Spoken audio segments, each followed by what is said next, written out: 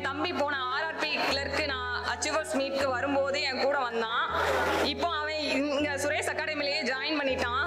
அந்த டைம் எங்களை பார்த்து இன்ஸ்பயர் ஆகி இப்போ அவன் இங்கே ஜாயின் பண்ணியிருக்கான்.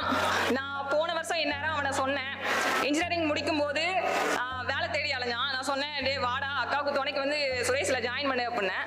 ஃபர்ஸ்ட் நீ ஒரு எக்ஸாம் கிளியர் பண்ணு, அதுக்கப்புறம் நான் வந்து ஜாயின் பண்ணுறேன் அப்படின்னு என்ன சொன்னான்.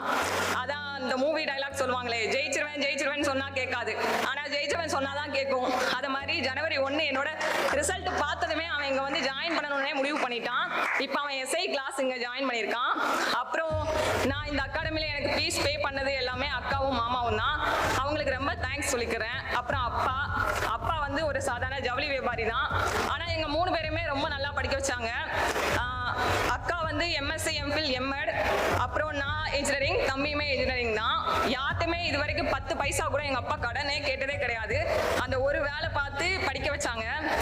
இப்பவும் என் ஃப்ரெண்ட்ஸ் கேட்பாங்க, நீ வேலைக்கு போய் சேலரி வாங்குற, ஏன் உங்கள் அப்பா வேலையை விட மாட்டாங்க அப்படின்னு சொல்லி கேட்பாங்க. ஆனால் இப்பவுமே அப்பா டெய்லி வேலைக்கு போயிட்டு தான் இருக்காங்க.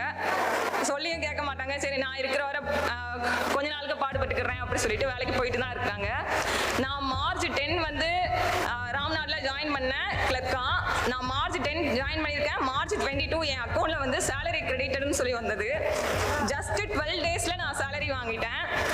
உண்மையாக சொல்லணும்னா அந்த மெசேஜை விட பெரிய மெசேஜ் என் மொபைலில் நான் எதையுமே பார்த்துருக்க முடியாதுன்னு நான் நினைக்கிறேன். அவ்வளோ ஹாப்பியாக இருந்தது. நான் ஏப்ரல் 1 ரிசல்ட் பார்த்தது என் ஆஃபீஸில் வச்சு பார்த்தேன். ரெண்டுமே Canara bank clerk IOB PO கிடச்சிருக்கு. ஆஃபீஸில் சொன்னேன், எல்லாருமே ரொம்ப ஹாப்பியாக ஃபீல் பண்ணாங்க. நான் போய் 1 மந்த் ஆகலை அந்த ஆர்ஆர்பி கிளர்க்குக்கு.